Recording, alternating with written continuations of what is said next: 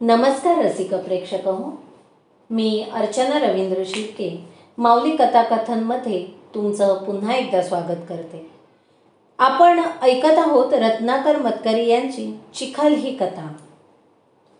पोरगा वळेसर दाखवू लागला, पण केतकीला आज कसला उत्साहच नव्हता. मला नकोत वळेसर असे म्हणून ती घरात जाऊ लागली.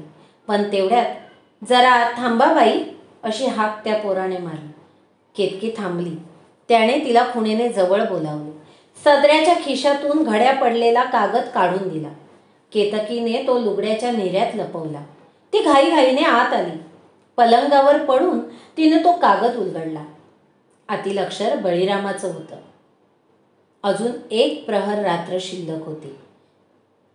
केतकीच्या पलंगाजवळच्या खिडकीवर 2 टिचक्या बसल्या. केतकी जागीच होती. ती चटकन उठली.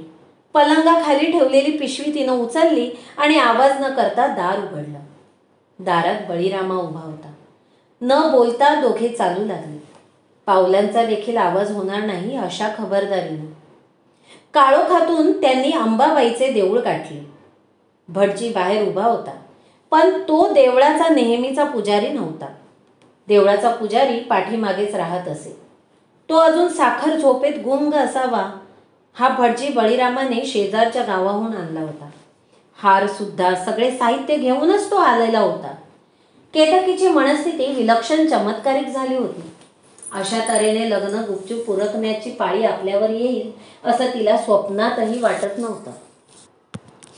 ते उघडकीला आले तर काय होईल याची भीती सुद्धा तिला वाटत होती. पण लगेच मनात येईल, सकाळच्या एसटीने तर आपण गाव सोडून जाणार. पुढे निदान काही काळ तरी आपण या गावाचे तोंड पाहणार नाही. आपण परत येईपर्यंत वादळ नक्कीच शमलेलं असेल. शिवाय असं लग्न करण्यावाचून दुसरा इलाजच काय होता. लग्न लांबणीवर पडते आणि पाऊल घसरते तर गावभर बदनामी झाली असती. जन्मातून उठावे लागले असते. अशा विचारानेच ती या धाडसाला तयार झाली होती. त्यातून आता बळीरामाचा आधार होता. लग्न झाल्या क्षणापासून सतत तो तिच्याबरोबरच राहणार होता. मग आता घाबरण्याचं कारण काय होतं? भटजींनी चटपटीपणे सगळे विधी उरकले. नवरा नवरींनी एकमेकांच्या गळ्यात हार घातले. भटजींनी घंटा वाजवली. दोघांनी मग अंबाबाईला हात जोडले. केतकी मनातल्या मनात म्हणाली, आई अंबाबाई, तुझ्या लेकीला सांभाळ.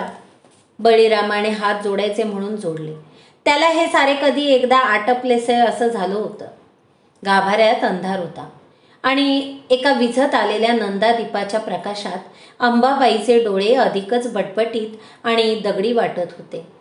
त्यांच्यात करुणेचा अंशही दिसत नव्हता. दूरवर कोंबडे आरवायला लागले. पाखरांचा कलकलाट सुरू झाला. हळूहळू फटफटायला लागले. भटजीला दक्षिणा देऊन वाटेला लावले आणि दोघे एसटी स्टँडकडे निघाले.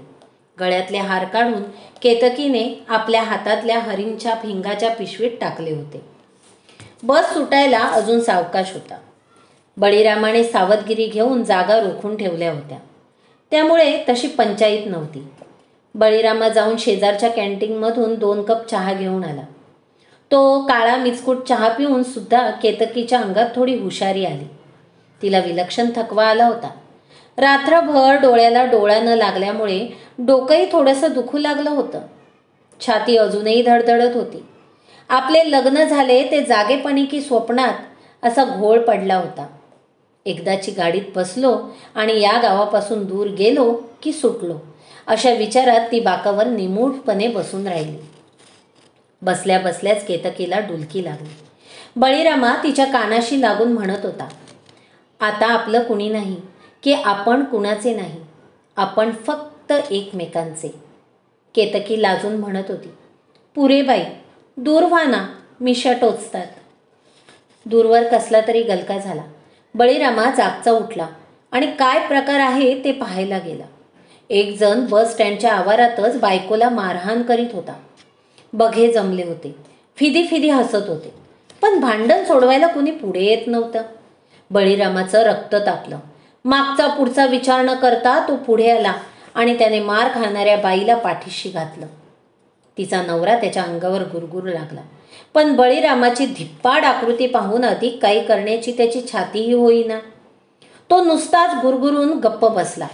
मग काही लोकांनी जाऊ दे जाऊ दे असं म्हणत बळीरामाला बाजूला काढलं. बायकांकडे हुशारी असे काहीसे बडबडत बळीरामा त्यांच्याबरोबर चालू लागला. अचानक एक जीप येऊन त्यांच्यासमोर थांबली. तत्क्षणी वेळ न गमावता त्या चौघांनी बळीरामाला आत ढकललं. तो काही बोलू शकण्याच्या आतच जीप सुरू झाली. रो रो आवाज करीत धुळीचा एक लोट उठवीत बळीरामाला घेऊन चालती झाली. केतकीचे सुख स्वप्न काही क्षणात संपले. ती जागी होऊन पाहते तो बळीरामा जवळ नाही. गेला असेल जवळच कुठेतरी म्हणून तिने काही वेळ वाट पाहिली. पण हळूहळू बस सुटण्याची वेळ झाली आणि लोक धावपळ करू लागले. तरीही जेव्हा का तो येईना तेव्हा मात्र तिला काळजी वाटू लागली. दोन्ही पिशव्या उचलून ती पळत सुटली आणि सगळा स्टँड पालता घालून आली.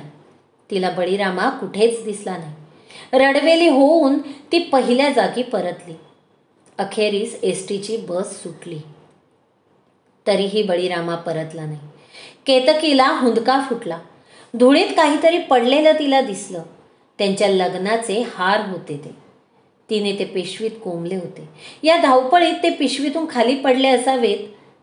अजूनही ते ताजे होते. केतकी पळत जाऊन ते उचलणार इतक्यात बस मागे आली आणि वळण घेऊन चालू लागली. बसची चाके धुळीत पडलेल्या त्या हारांवरून गेली. केतकीला ते पाहावेना. तिने मान फिरवून डोळ्यांवर हात घेतले. पण एवढ्यात जे दिसले त्यामुळे ती विलक्षण दचकली. तिच्या समोर सुकड्या उभा होता. एक शब्दही न बोलता तो खाली वाकला. त्याने दोन्ही पिशव्या उचलल्या आणि शांतपणे वाड्याच्या दिशेने चालू लागला. वाड्यात शांतता होती. रावसाहेब कुठेतरी बाहेर गेल्याचे समजले. केतकीशी कोणी एक अक्षरही बोललं नाही. ती मुकाट्याने आपल्या खोलीत गेली आणि पडून राहिली. कुणीतरी जेवणाचं ताट घेऊन आलं पण केतकी जेवली नाही. ती नुसती पडूनच राहिली. तिला अगदी आजाऱ्यासारखं वाटत होतं. उठण्याची शक्तीही तिच्या अंगात नव्हती. मनाला हजार प्रश्न भेडसावीत होते. बळीरामाचे झाले काय ते समजत नव्हते. सुकड्या आपल्या मागावर असणार आणि रावसाहेबांनीच काय करायचे ते केले असणार यात तिला तीळ मात्र सुद्धा शंका नव्हती. पण ते काय असेल याच्या विचाराने मात्र तिच्या जीवाचं पाणी पाणी होई. गावात रावसाहेबांची कीर्ती काय होती हे तिला माहीत होतं. वाटेत येईल ते कापून काढायचे अशी त्यांची वृत्ती होती. बळीरामाला त्यांनी त्या दिवशी धोक्याची सूचना दिलेली होती. तिलाही त्यांनी बजावून ठेवलेलं होतं. हळूहळू दुपार टळून गेली. केतकीला धड झोप येत नव्हती की धड जागही राहता येत नव्हतं. मध्येच क्षणभर डोळा लागला की तिला निरनिराळ्या भयंकर गोष्टी डोळ्यांसमोर दिसायच्या. जाग आली की विचारांच्या इंगळ्या मनाला डसायच्या. तिच्या डोळ्यांसमोर रावसाहेबांचा हलता वस्तारा दिसत राही. मारून आणलेल्या हरणाचे डोळे दिसत आणि बसच्या चाकाखाली चिरडलेले लग्नाचे हार आठवत. बाहेर थोडीशी गडबड झाली. कदाचित बळीच आला असेल अशा आशेने केतकी धडपडत उठून बसली. तिने खिडकीतून पाहिले. रावसाहेब येत होते. त्यांच्या अंगावर शिकारीचा पोशाख होता. खांद्याला बंदूक लटकावलेली होती. पण आज त्यांनी कसलीच शिकार बरोबर आणलेली दिसत नव्हती. मग त्यांनी शिकार केली होती तरी कुणाची? दणदण पावले टाकीत समोरून येणाऱ्या रावसाहेबांच्या आकृतीकडे केतकीला पाहावेना. ती आत वळली आणि पलंगावर अंग टाकून स्पुंदू लागली. उशीत डोके खुपसून ती किती वेळ तरी तशीच पडून होती. कुणास ठाऊक. ती भयभीत मनाने वाट पाहत होती. रावसाहेबांची दणदण वाजणारी ती पावले आपल्या खोलीच्या बाहेर वाजतील. दाराशी येऊन थापतील. बाहेरून ढकलून दार उघडेल. त्यांची भीमकाय मूर्ती दरवाजात उभी राहील. मग ते प्रश्न, ती निंदा, त्या धमक्या. केतकीला जीव नकोसा झाला. एवढ्यात दरवाजा कर्र वाजला. केतकी दचकून उठून बसली. पण दारात रावसाहेब नव्हता. तो सुकड्या होता. एका हातात जेवणाचं ताट आणि दुसऱ्या हातात कंदील घेऊन तो उभा होता. त्या दोन्ही वस्तू तिथे ठेवून सुकड्या निघून गेला. केतकी तशीच निजून राहिली. तिची अन्नावर इच्छा नव्हती. बाहेर चांगलाच काळोख पडला होता. आता बहुधा रावसाहेब येणार नव्हते. तिला काही विचारणारच नव्हते. त्यांनी स्वतःच तिला बजावून ठेवलं होतं. बळीरामाशी संबंध ठेवलास तर तू माझी मुलगी नाहीस की मी तुझा बाप नाही. ते आपल्या शब्दाला जागणारे होते. एखाद्या कैद्यासारखे, पाळीव जनावरासारखे तिला वागवले जाणार होते. तिचे या घरातले स्थान पूर्वीचं राहिलेलं नव्हतं. म्हणा तेही बरोबरच. आता ती रावसाहेब घाटक्यांची मुलगी नव्हती, ती बळीरामाची बायको होती. पहाटे मिनमिनत्या उजेडात लागलेले ते लग्न खरंच होतं. गळ्यातल्या साध्या दोऱ्याच्या मंगळसूत्रावरून तिने हात फिरवला. एकदम अंगात बळ आल्यासारखं तिला वाटलं आणि याच क्षणी तिला एक आवाज ऐकू आला. तिच्या ओळखीचा, फार फार ओळखीचा. ती तिच्या बळीरामाची शीळ होती. केतकीच्या अंगात दुप्पट अवसान आलं. ती उठली आणि खिडकीत जाऊन उभी राहिली. एकूण आपल्याला वाटले तसे बळीरामाचे काही बरे वाईट झालेले नाही, तर तो आला होता, तिला न्यायला आला होता. पण हे कसले धाडस? रावसाहेबांच्या वाड्यासमोर उभं राहून शीळ घालायची म्हणजे? समजा कोणी ऐकलं तर? काळोखात डोळे ताण ताणून कैतकीने चौफेर नजर टाकली, पण बाहेर कुणीच नव्हतं. शीळ मात्र ऐकू येत होती. केतकी बावरली. ही काय थट्टा? भलतीच जीवघेणी. कुठे लपून शीळ वाजवतोय हा? आणि एकदम तिला वाटले ही शीळ वेगळी आहे. बळीरामाचीच खरी, पण तरीही त्याची नसल्यासारखी, फार फार लांबून ऐकू येत असल्यासारखी. नेहमीसारखी मजेत घातलेली नव्हती. अगदी उदासवाणी, करुण आणि तरी फार कर्कश. कुणीतरी टाहो फोडावा तशी, कुणीतरी ऊर फोडून रडत असावं तशी. ती शीळ ऐकता ऐकता केतकीच्या काळजाचं पाणी पाणी झालं. ती आत वळली, पण ती शीळ संबंध खोलीत घुमत होती. खोलीच्या कानाकोपऱ्यातून शेकडो माणसं एका सुरात शीळ घालीत असावीत, अगदी तशी. शीळ ऐकाविषयी तर वाटत होती, पण ऐकताना जीवाचा थरकापही होत होता. भास म्हणावा तर संबंध खोली नुसती त्या शिळेने दुमदुमत होती, हादरत होती. पण तरीही ती दुसऱ्या कोणाला ऐकू येत नसावी, कारण घरात तशी काही हालचालच नव्हती. थकल्यासारखी होऊन केतकी भिंतीला डोके टेकून उभी राहिली. एवढ्यात कुणाचा तरी हात डोक्यावरून फिरल्यासारखं तिला वाटलं. तिने दचकून मान वर उचलली. तिला कुणीच दिसलं नाही. फक्त जवळच भिंतीवर एक डाग पडला होता. ती बघते आहे तेवढ्यात त्याच्या शेजारीच दुसरा एक मोठा डाग पाहता पाहता उमटला. सगळं धैर्य एकवटून केतकीने कोपऱ्यातला कंदील उचलला आणि त्याच्या प्रकाशात वर पाहिलं. तिला जे काही दिसले त्याने तिचे भान पुरते हरपले. ते दोन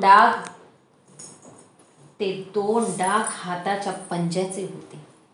ओल्या ओल्या चिखलाने डबडबलेल्या दोन रुंद तळ हातांचे डाग आणि त्यातल्या डाव्या हाताच्या मधल्या बोटाच्या पेरात सुटलेली जस्ताच्या अंगठीची जागा. चिखल. कंदिलाच्या पिवळट प्रकाशात त्या पांढऱ्या स्वच्छ भिंतीवर ओलाशार लालवट चिखल चकचकत होता. केतकीची सारी भीती पार उसरली. तिला अंदेशा मिळाला होता. तिच्या बळीरामाने तिला आपला पत्ता कळवला होता. भद्रकाळीच्या दलदलीतला तो लालवट चिखलच आता त्याचं घर झालं होतं आणि तिथे तो कायमची काळ झोप घेत पडला होता. म्हणा त्याला झोप तरी कुठे लागली होती. तो तर बेचैन होऊन सर्वत्र संचार करीत होता. पहिली धाव त्याने घेतली होती ती आपल्या जीवाच्या कलिजाकडे. टाहो फोडून त्याने शीळ घातली होती. आपल्या मायेच्या सखी सोबतिनीच्या डोक्यावरून हात फिरवला होता आणि तिला आपली खून पटवली होती. एका क्षणात हे सारे केतकीच्या ध्यानात आले. तिला कळलं की तिचा बळीरामा आता या जगात नव्हता. आता तो भद्रकाळीचा झाला होता. पण हे लक्षात येऊनही केतकी रडली नाही. तिच्या डोळ्यांचे मुळी पाणी चाटले. ते भीषण सत्य समजतात दुःखाने तिचे भान हरपले. ती वेडीपिशी झाली. केतकी मग पूर्वीची लाजवट कुळवंतीन राहिली नाही. ती केवळ एका प्रचंड वेदनेची चूड झाली.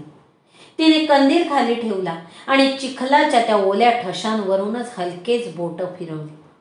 त्या पंजाजवळ डोकं ठेवून आणि ती पहाटेच्या प्रकाशातला लग्न सोहळा आठवू लागली. ते हातात गुंतलेले हात, ती जोडीने टाकलेली 7 पावलं, काही घटकाच केवळ टिकलेली ती सोबत. ज्या कुणी हे केलं त्याला प्रायश्चित्त मिळालंच पाहिजे. केतकी मनातल्या मनात तळमळून म्हणाली, सूड घेणार आहे मी, सूड.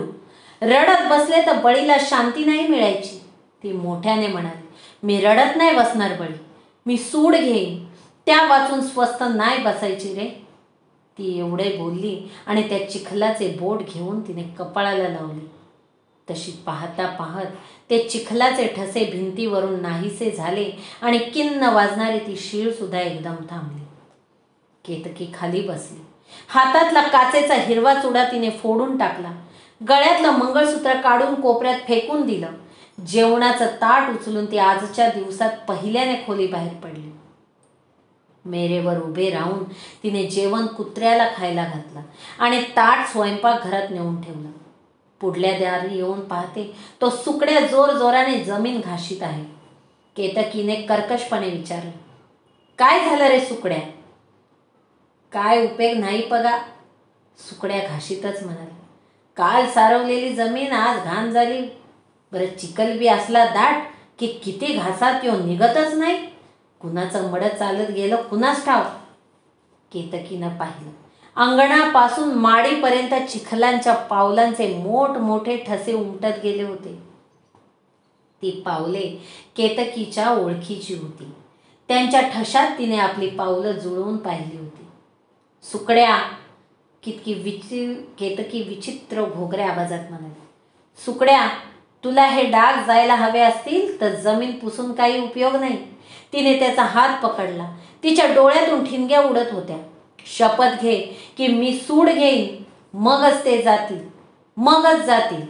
मन, सूड घेईन, सूड घेईन. ती त्याचा हात सोडेना. केतकी, माडीच्या खिडकीतून रावसाहेबांचा आवाज ऐकू आला, सोड त्याचा हात. केतकीने सुकड्याला सोडून दिला आणि भ्रमिष्ठासारखी पळतच ती माडीच्या पायऱ्या चढली. तुम्हीच मारलत त्याला, माझ्या बळीला तुम्ही मारलत आणि भद्रकाळीच्या दलदलीत लोटून दिलं. तुम्ही मारलत त्याला. हा बघा चिखल, हा बघा. तिनं शेवटच्या पायरीचा चिखल बोटाने उचलून त्यांना दाखवला. केतकी, वेड्यासारखं काय करतेस? गप्प बैस पाहू.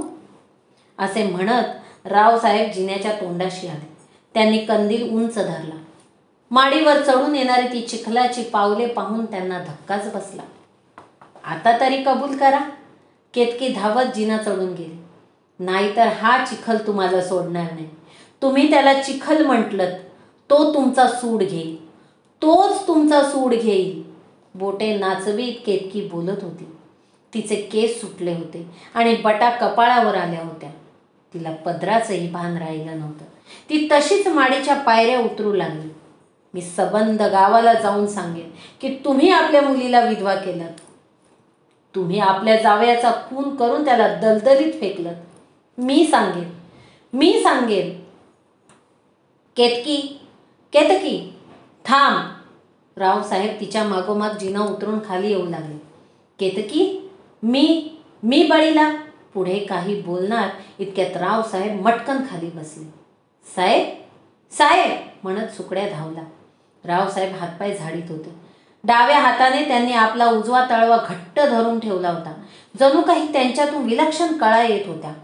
आग, आग होते, आग होते, ते ओरडत होते. हतबद्ध होऊन केतकी थांबली. मोठ्या प्रयासाने सुकड्याने रावसाहेबांच्या उजव्या हाताची मूठ उघडली. त्यांच्या तळहातावर एक पावली एवढा चिखलाचा डाग उमटला होता. सुकड्याने रावसाहेबांच्या हातावर लोणी चोळलं, तूप ओतलं, तरी सुद्धा हाताची आग थांबेना. मलमपट्टी केली तरी काही उपयोग होईना. कशी बशी रात्र गेली. रावसाहेबांच्या माडीच्या जिन्यातले ते डाग सकाळी आपोआप दिसेनासे झाले. सुकड्या डॉक्टरांना बोलवायला गेला. केतकी रात्रभर झोपलीच नव्हती. पण तिचा कालचा आवेश कमी झाला होता. मलूल डोळ्यांनी ती एका जागी बसवून होती. डॉक्टर आले, पण त्यांना समाधानकारक निदान करता आलं नाही. एक प्रकारचा त्वचारोग आहे असं सांगून त्यांनी रावसाहेबांसाठी मलम पाठवून दिला. वेदना तात्पुरत्या थांबण्यासाठी त्यांना एक इंजेक्शनही दिलं. रावसाहेब निश्चित पडून होते. बोलण्याची ही शक्ती त्यांच्यात राहिलेली नव्हती. मात्र त्यांना बघायला कोणीही आलं नाही, कारण त्यांच्या या आजाराविषयी कुठेही बोलायला डॉक्टरापासून गडी माणसांपर्यंत सर्वांनाच बंदी होती. काहीतरी निर्धार करून केतकी उठली. भर उन्हातून चालत भद्रकाळीच्या बाजूला निघाली. दलदलीजवळ आली. बाहेर जाऊन ऊन तापत असलं तरी झाडांची दाट सावली दलीवर पसरलेली होती. त्यामुळे ती दलदल अपराधाची चोरटी छाया पडलेल्या पापी चेहऱ्यासारखी दिसत होती. आसपास कुणीच नव्हतं. एक प्रकारची अस्वस्थ शांतता तिथे घोटाळत होती. बुडबुड्यांचा तडतड आवाज मधून मधून येत होता. वाटायचं की शांततेचा हा मोठा बुडबुडा एकाएकी फटदिशी फुटून जाईल आणि मग सारे रान त्या दलदलीत गाडल्या गेलेल्या पापांनी गजबजून उठेल. आणि एकाएकी एक मंद खालच्या स्वरातली शीळ असं म्हणतात घुमू लागली. ती शीळ कालच्या शिळेसारखी कांठाळ्या बसवणारी नव्हती. अगदी हलकेच कुणीतरी या रानात, या चिखलात, या वाऱ्यात राहत असलेले कुणीतरी गुणगुणत असावं तशी ती शीळ होती. पण तरी ती ऐकून केतकीच्या अंगावर सरसरून काटा आला. हळूहळू ती शीळ तिच्या डोक्यात घुमू लागली. रक्तात पसरू लागली. केतकीचे भान गेले. आता तिला त्या शिळेशिवाय दुसरं काहीही ऐकू येईन असं झालं. बुडबुड्यांच्या लक्ष तोंडांनी पुटपुटणाऱ्या फेसाने लडबडलेल्या कृमी कीटकांनी बुजबुजलेल्या त्या लालवट दलदलीशिवाय दुसरं काही दिसेनासे झाले. तिच्या जीवाचा सखा तिथेच झोपला होता. त्याच्या घरात जायला तिला कसली भीती. एक पाऊल गाळात रुतले की पुरे. देहाला मग आपोआपच ओढ लागेल. मग कायमची सोबत. कुणालाच तोडता येणार नाही अशी एक अतूट नातं. त्या मंद भिरभिर त्या शिळेच्या तालात केतकीनं पाऊल उचललं आणि ती ते गाळात ठेवणार इतक्यात कुणीतरी तिच्या दंडाला धरून तिला मागे ओढले. केतकी दूर हिरवळीवर जाऊन पडली. तिने इकडे तिकडे पाहिले. जवळ कुणीच नव्हतं. फक्त तिच्या दंडावर एक चिखलाची खून उमटली होती. चिखलाचा हात लागावा तशी. मात्र रावसाहेबांच्या हातावरच्या खुनेसारखी ही खून जळजळत नव्हती. ही पहा ती खून. केतकी आपला दंड जाधवला दाखवीत म्हणते. कालपासून थोडी पुसट झाली. जाधव चक्रावून जातो. केतकीच्या हकीकतीवर विश्वास ठेवणं कठीण असतं, पण तिच्या बोलण्यात संगती असते. त्यामुळे तिला वेडी ठरवणंही कठीण होतं.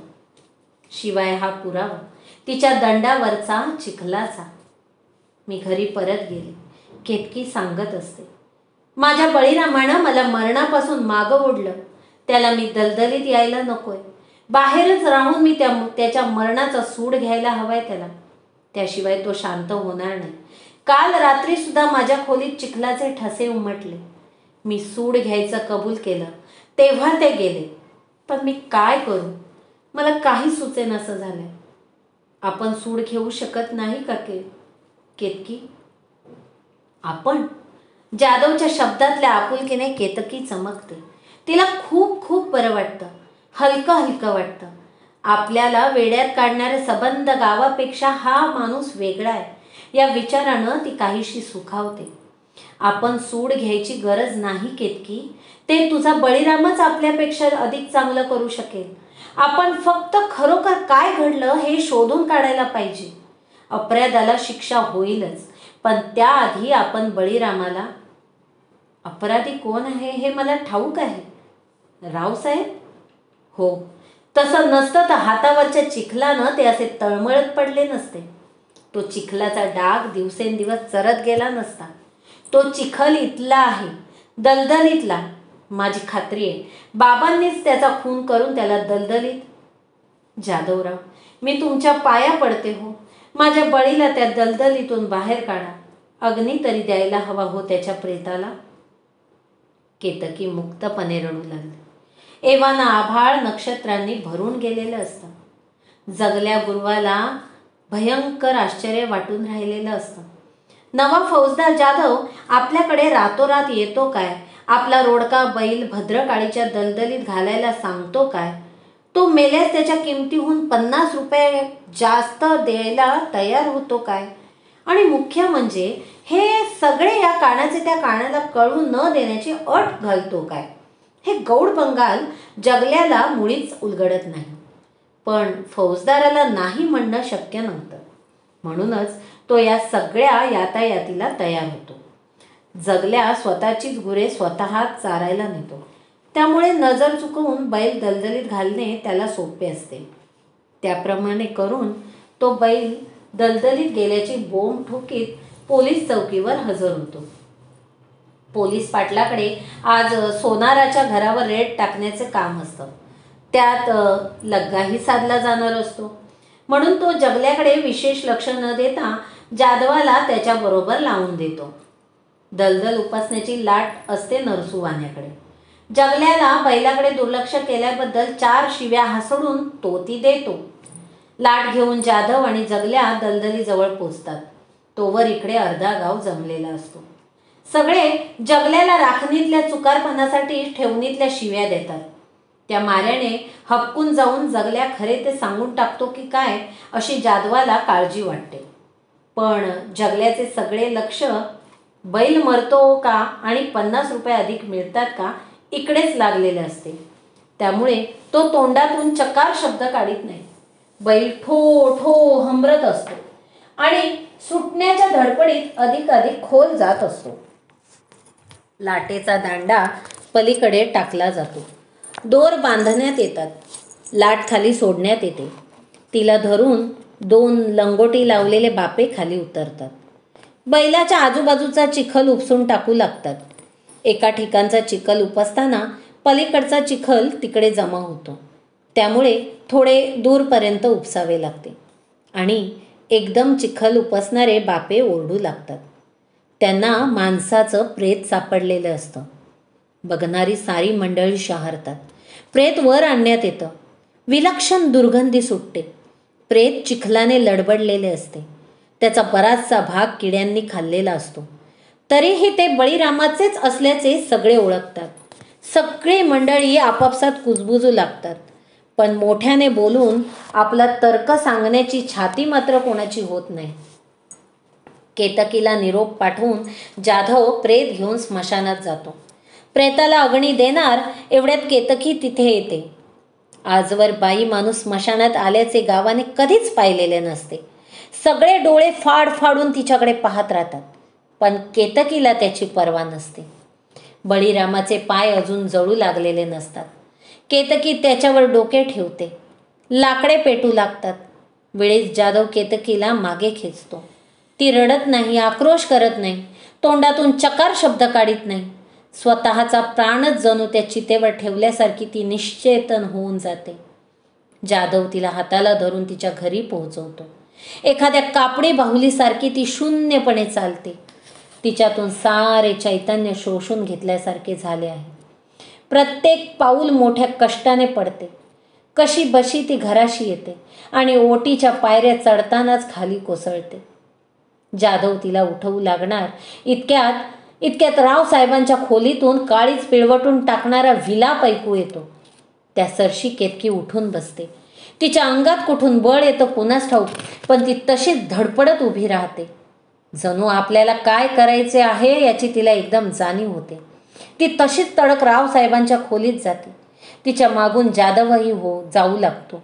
दाराशी सुकड्या बसलेला असतो, निर्विकार चेहऱ्याने. जाधवाला पाहून तो उठून उभा राहतो. जाधव त्याच्या नजरेला नजर देतो. तो बाजूला होतो. आत रावसाहेब माशासारखे तडफडत पडलेले असतात. आत्तापर्यंत त्यांच्या हाताचा संबंध पंजा चिखलाचाच झाल्यासारखा दिसतोय. कुजून गेलाय. त्यातून येणाऱ्या कळा त्यांना अगदी असह्य होत आहे. शेजारी डॉक्टर उभे आहेत. रावसाहेबांना मुंबईला नेऊन पंजा मनगटापर्यंत कापून घेतला तरच ते वाचू शकतील असं त्यांचं म्हणणं. रावसाहेबांची सबंध हात देखील कापून घेण्याची तयारी आहे. फक्त त्यांना त्या जळत्या वेदनेपासून सुटका हवी आहे. जाधव आणि केतकी मुकाट्याने बाहेर येतात. केतकी जाधवाला म्हणते, तुम्हाला काय वाटतं? बळीरामा त्यांना नुसत्या हातावर सोडेल? जाधव काहीच बोलत नाही. बोलण्यासारखे असतेच काय? सारे काही समजून चुकलेले असते. रावसाहेबांवर बळीरामाने सूड घेतलेला असतो, पण जाधवाचा जीव दुसऱ्याच एका पंचायतीत पडलेला असतो. रावसाहेबांनी बळीचा खून केला म्हणजे त्यांच्यावर पोलीस केस व्हायला पाहिजे. सगळे कायद्याच्या चौकटीत बसायचे तर रावसाहेब नुसता हात छाटला जाऊन जिवंत राहता कामा नये. त्यांना शिक्षा व्हायलाच हवी, याहून जबर शिक्षा. पण रावसाहेबांचे स्टेटमेंट घ्यायचे कसे ते तर तळमळत पडलेले. त्यांना नीट बोलता येत नाही का बोललेले ध्यानात येत नाही. ते नुसते आक्रोश करीत विव्हळत पडून आहेत. तरी ही सगळ्या प्रकरणाची साध्यंत माहिती मिळवायला हवी. केतकीने सांगितलेली हकीकत बाहेरून पडताळून पाहायलाच हवी. रावसाहेबांच्या आजूबाजूच्या साऱ्या माणसांना भेटून या गुन्ह्याचे धागेदोरे मिळवायला हवेत. आणि एकदम एक नाव त्यांना लख्ख सुचते. सातारकर. जिल्ह्याच्या गावी कॉलेजात शिकत असलेला सातारकर. केतकीचं लग्न त्याच्याशी लावून देण्याचा रावसाहेबांचा विचार होता. रावसाहेबांच्या बेतांची कदाचित त्याला थोडीफार कल्पना असेल. दिवसभर फिरून जाधव सातारकराची माहिती गोळा करतो. सातारकर तसा काही वयाने लहान नसतो, पण अजून त्याचे कॉलेजच चाललेले आहे. आई शेजारच्या गावात राहून घर सांभाळते. आता मुलाचे लग्न व्हावे आणि त्याने मार्गाला लागावे एवढीच तिची इच्छा. पण त्याचे शिक्षणच संपत नाही. रावसाहेबांची आणि सातारकराच्या आईची जुनी गट्टी. केतकीला स्वतःची सून करून घ्यायचे त्या बाईच्या मनात. रितसर मागणीसुद्धा घातलेली असते तिने. जाधवाला आठवते केतकीने सांगितलेल्या हकीकतीमधली ती बाई. मोठ्याने हसणारी, स्थूल, मध्यम वयाची. जाधव सकाळीच उठून शेजारच्या गावी जातो. सातारकरांचा वाडा शोधून काढणे त्याला कठीण जात नाही. वाडा चांगला चौसोपी पण जुनाट, जागोजागी पोखरलेला, ढासळलेला. कित्येक वर्षांपूर्वीच त्याची डागडुजी करून घ्यायला हवी होती, पण घरात पुरुष माणूस नसावे. वाड्याच्या दर्शनी दरवाजा उघडा असतो. जाधव सरळ आत शिरतो, पण आतील दरवाजाला कुलूप. काय करावं अशा विचारात जाधव क्षणभर तसाच उभा राहतो. एवढ्यात कुठूनशी एक जख्ख म्हातारी येते. केसांची पिकून चांदी झालेली, नाक भुईला लागलेले अशी. सातारकर इथंच राहतात ना? जाधव दबकत दबकत विचारतो. तो इथं नाही, बाहेरगावी गेलाय. आणि आई? जाधव धीर करून विचारतो. तीही नाही. ती जखिनीसारखी दिसणारी बाई वस्कन अंगावर येते. दिसत नाही कुलूप आहे ते? जाधव विचारात पडतो. तो आणखी काही चौकशी करणार तोवर म्हातारी तरातरा चालत वाड्यामागच्या झाडांमध्ये नाहीशी झालेली असते. निराश होऊन तो परत जाण्यासाठी पाऊल उचलतो आणि याच क्षणी एक जीप वाड्याच्या दर्शनी दरवाजासमोर येऊन थांबते. आतून एक ताळगेला क्रूश माणूस उतरतो आणि त्याच्या मागून जाधवाला आश्चर्याचा धक्काच बसतो. त्या माणसामागून केतकी खाली उतरते. केतकी? जाधव पुढे होतो. केतकी धावतच येऊन त्याच्या हाताचा आधार घेते. मला यांनी इथं आणलं, सातारकरांनी. मला भीती वाटते हो. सातारकर गप्पच उभा, जाधवाला पाहून गोंधळलेला. तुम्ही भेटला नसता तर माझं काय झालं असतं? केतकी केविलवाण्या आवाजात बोलते. यांनी मला फसवून इथं आणलं. म्हणाले तुला यायलाच हवं, माझ्या आईला तुला भेटायचंय. आणि इथं घराला कुलूप आहे. जाधवाला पाहून तिला बराच धीर आलेला असतो. काय हो, खरं आहे ना ही सांगते ते? जाधव दरडावून विचारतो. सातारकर काहीच बोलत नाही. तो नुसता त्यांना पाठीमागून येण्याची खूण करतो. तिघेही वाड्याच्या पाठीमागच्या बाजूला येतात. एका बंद दरवाजापाशी येऊन थांबतात. मी खोटं सांगितलेलं नाही, सातारकर अगदी थकलेल्या आवाजात बोलतो. खरोखरच आईला हिला भेटायचंय. अगदी जरुरीचं आहे ते. तो दार ढकलतो. या आत या. आत विलक्षण काळोख आहे. काळोखाला डोळे सरावताच एक मुटकुळे पलंगावर दिसू लागते. आली सुनबाई? पलंगावरून आवाज येतो. मी नाही कोणाची सुनबाई, केतकी फणकारते. ऐक, मला बोलू दे. सारी शक्ती एकवटून बोलावे तशा आवाजात ती स्त्री बोलते. तुझ्याकडे बोलल्याशिवाय गेले तर नरकात पडेल. बोलता बोलता ती एकदम गप्प होते. थोडा वेळ असाच जातो. मग ती कशीबशी बोलते. पोरी, तुझा तो बळीरामा भद्रकाळीच्या दलदलीत आहे. माहीत आहे ते आम्हाला. माझ्या वडिलांनी. तुझ्या वडिलांचा त्याच्यावर राग होता ग पोरी. ते त्याला नाही नाही ते बोलले. पण ते तेवढंच ग. त्यांनी त्याला मारलं नाही. बाबांनी त्याला मारलं नाही? नाही मुली. तुझ्या बळीरामावर मारेकरी घातले मी. मला तुला सून करून घ्यायचं होतं. तू एकुलती एक मुलगी. तुमची सारी इस्टेट जावयालाच जायची. आमची परिस्थिती तू बघतेस. पण बळीरामा आड आला म्हणून मी. तुझ्या बापाला हे माहीतसुद्धा नाही. तिला धाप लागते. एकवटलेली शक्ती संपते. मान मागे टाकून ती कोसळते. आई, असा अस्फुट उद्गार काढून सातारकर चेहरा हातात लपवतो. पण तिच्याजवळ जात मात्र नाही. जाधवला ते विचित्र वाटते. तो पलंगाच्या पायथ्याशी बंद खिडकी उघडून टाकतो. बाहेरून प्रकाशाचे लोट खोलीत शिरतात. त्या प्रकाशात जे दिसते त्याने केतकी किंचाळते. पलंगावर माणूस म्हणण्यासारखं कुणी नसतंच. एक चिखलाचा, भद्रकाळीतल्या लालवट चिखलाचा पायापासून डोक्यापर्यंत कुजलेला सडलेला मानवी आकाराचा पुतळा तिथे पडलेला असतो. काही क्षणांपूर्वी बोलणारा आता सारी चेतना संपलेला. खिळल्यासारखी होऊन केतकी आणि जाधव त्या चिखलाच्या आकृतीकडे पाहत राहतात. ती खडबडून जागी होतात. ती उघड्या खिडकीतून ऐकू येणाऱ्या शिळेने. हळूहळू ती शीळ साऱ्या खोलीभर पसरते. साऱ्या वाड्यात घुमू लागते. पण आता तिच्यातला विलाप संपलेला असतो.